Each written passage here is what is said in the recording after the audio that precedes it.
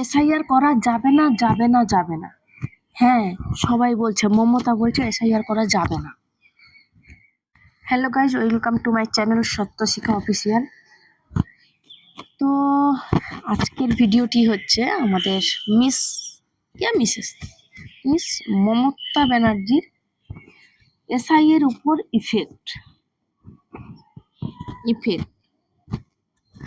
মমতা কি ভেবেছিল আজ তার অবস্থা এরকম হবে? সে যে লাখ লাখ ফলস ভোটারে ভোট পেয়েছিল, সে কি ভেবেছিল যে এনআরএস যেটা সে করতে দেয়নি সেটা এসআইআর এর মাধ্যমে মোদি ইন্ডিয়াতে চালু করবে? কখনো ভাবেনি। আজ তার পায়ের নিচে মাটি কাঁপছে, সেই জন্য তারা এখন গ্রামে পাড়ায় পাড়ায় ভোট বাঁচাও প্রকল্প তাবু গেড়ে বসেছে। হ্যাঁ, সে কোনোদিনও চায়নি, আর এটা তাকে ভাবাচ্ছে যে তার ভবিষ্যৎ কি হবে। এটা আমাদের মোদির আগে করার উচিত ছিল, এটা একটু লেট হয়েছে, তবে এটা উচিত। আর যারা যারা বেরোবে, ইন্ডিয়ান অধিবাসী নয় যারা বেরোবে, তাদেরকে টোটাল ইন্ডিয়ান গভর্নমেন্ট থেকে ডিলিট করা উচিত। এসআইআর এটা কি আমাদের খুব দরকার ছিল? দরকার ছিল। আজ দেখুন কত কাতারে কাতারে মানুষ বাংলাদেশ থেকে এসে এখানে বসবাস করেছে, কত লাখ লাখ মানুষ এখন সবাই পালিয়ে যেতে রাস্তা পাচ্ছে না। বুঝতে পারছেন আমাদের দেশে জনসংখ্যা কিভাবে কেন বেড়েছিল?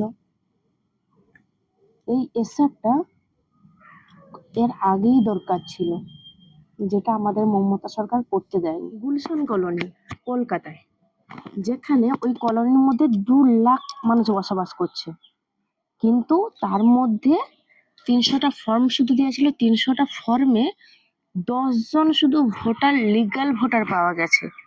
তাহলে ভাবুন, ওইখানেই যদি শুধু 2 লাখ লোক থাকে, তাহলে আরো কত লোক ওখানে বাংলাদেশ থেকে, পাকিস্তান থেকে এসে আছে। ভাবুন তাহলে আমাদের দেশে কি অবস্থা। কালকের ঘটনা, দিল্লি আমাদের রাজধানী, লাল কেল্লার পাশে, দিল্লিতে লাল কেল্লার পাশে বোম ব্লাস্ট করা হয়েছে। এটা এক ধরনের হুমকি, মোদী সরকারকে এটা এক ধরনের হুমকি দেওয়া হয়েছে, এসআইআর বন্ধ করুন, না হলে এরকম হতে থাকবে। হ্যাঁ, ওরা করবে, যারা চায় না এসআর হোক তারাই করবে। আর এটা সবে শুরু, যেখানে দিল্লির রাজধানীর মতো জায়গায় যদি ওরা অ্যাকশন এভাবে নিতে পারে, তাহলে ভাবুন ওরা কি করতে পারে, ওদের ক্ষমতা কত। আর এটা, হ্যাঁ, এসআই আমাদের দরকার ছিল। অ্যাকচুয়ালি এসআইআর হচ্ছে এনআরএস, যেটা মোদী সরকার কয়েক বছর আগে করবে বলেছিল, কিন্তু আমাদের মমতা করতে দেয়। ঠিক আছে, এখন এসআইআর এর মাধ্যমে এনআরএস করা হচ্ছে, তো ওদের এখন প্রবলেম বেরোচ্ছে। মানে এখন ওরা গ্রামে কেন্দ্রে কেন্দ্রে ওরা ভোট সুরক্ষা কেন্দ্র খুলে বসেছে। মানে ওই যে দুয়ারে সরকার প্রকল্প যেরকম ছিল না, এখন ভোট বাঁচাও প্রকল্প করে বসেছে। আসুন, ভোটার লিস্ট নিন, যদি মা বাবার না থাকে তার মা বাবার বের করে দেবো। মানে বেআইনি দিক দিয়ে যেটা ভোটার দেয় ওরা সেভাবে করছে। তাহলে ভাবুন, এসআইআরটা কি আমাদের দরকার ছিল না? অনেক আগেই দরকার ছিল।